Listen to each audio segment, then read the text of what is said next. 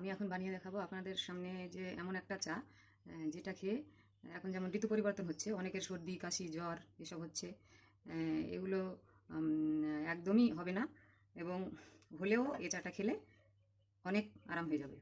সেজন্য নিয়ে নিচ্ছি একটা পাত্রে 3 কাপ জল। 1 2 3। এখানে আমি 3 কাপ জল নিয়ে নিলাম, কারণ হচ্ছে এখানে আমি 2 কাপ চা বানাবো। গ্যাসটা জ্বালিয়ে দিচ্ছি।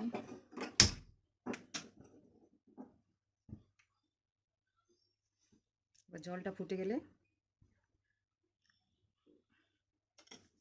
এই যে দিয়ে দেবো আমি এখানে তেজপাতাটা সবুজ মনে হচ্ছে, কারণ এটা আমার গাছের তেজপাতা। এটা গোলমরিচ, এখানে দারুচিনি, এখানে লবঙ্গ, আর নিয়েছি আদা। জলটা গরম হয়ে গেলে এগুলো আমি সব দিয়ে দেব। জলটা আমার ফুটে গেছে, এবার দিয়ে দিচ্ছি এই কেটে রাখা তেজপাতাগুলো, দিয়ে দিচ্ছি গোলমরিচ, কয়েক টুকরো দারুচিনি, কয়েকটা লবঙ্গ, দিয়ে দিচ্ছি কেটে রাখা আদাগুলো। এবার এটাকে 5 মিনিট ফুটিয়ে নেব, কারণ জলটা 3 কাপ দিয়েছি, 2 কাপে আসতে হবে এটা। দেখুন বন্ধুরা, কালারটারও অনেক পরিবর্তন ঘটে গেছে, সেন্টটাও খুব সুন্দর বের হয়েছে। এটা উপকার তো বটেই, খেতেও খুব টেস্টি হয়। এত সুন্দর একটা সেন্ট বেরিয়েছে, পাঠানোর মতো হলে পাঠিয়ে দিতাম।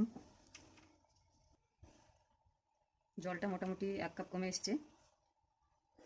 এবার দিয়ে দিচ্ছি 2 কাপের জন্য 2 চামচ চা পাতা।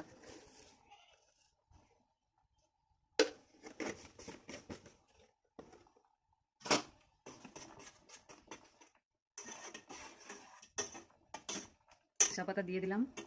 এবার আমি আর এটা বেশি ফোটাবো না, কারণ চা পাতা দেওয়ার পরে বেশি ফুটিয়ে দিলে ভালো ফ্লেভারটা আসবে না। ওভেনটা বন্ধ করে দিলাম। এবার আমি ছেঁকে নেব। এটাতে কিন্তু কোনো চিনি দিলে উপকারটা পাবেন না, সেহেতু চিনি বাদেই খেতে হবে। এবার আমি ছেঁকে নিচ্ছি।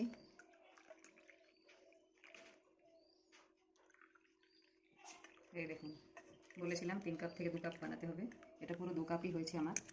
এই যে